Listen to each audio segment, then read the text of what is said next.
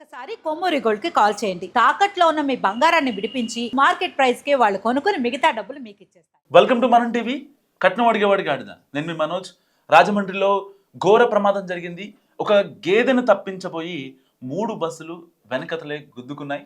So ఒక బస్సులో 109 మంది విద్యార్థులు ప్రయాణిస్తున్న బస్సు కూడా ప్రమాదం జరిగింది. ఆ శ్రేణిలో మొత్తం 3 బస్సులు వరుసగా ఒకదానికొకటి గుద్దుకున్నాయి. ఒకసారి విజువల్ చూసుకోవచ్చు మీరు.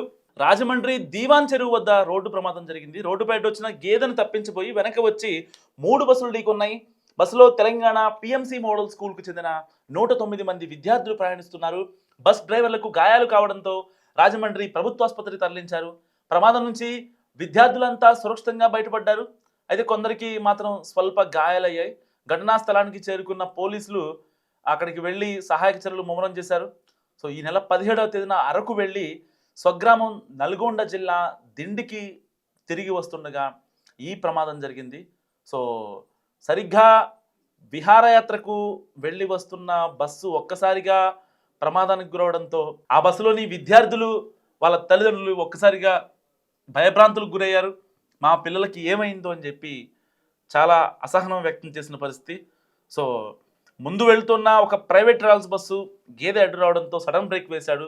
దీంతో విద్యార్థులు వెళ్తున్న 2 బస్సులు ట్రావెల్ బస్సులు వెనుక నుంచి ఢీకొన్నాయి.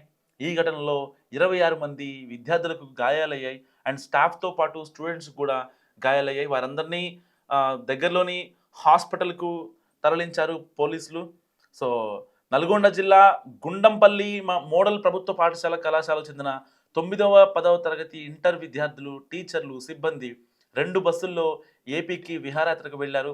అరకు, పాడేరు ప్రాంతాల్లో 3 రోజుల పాటు పర్యటించి తిరిగి వస్తున్నారు. తిరిగి వస్తుండగా రాజమండ్రిలో ఘోర రోడ్డు ప్రమాదం జరిగింది. దీవాన్ చెరువు దగ్గర నిన్న రాత్రి ప్రైవేట్ ట్రావెల్ బస్సును మరో 2 టూరిస్ట్ బస్సులు ఏదైతే ఈ విహారయాత్రకు వెళ్ళొస్తున్న బస్సులు ఢీకొనడంతో పలువురు విద్యార్థులకు గాయాలయ్యాయి.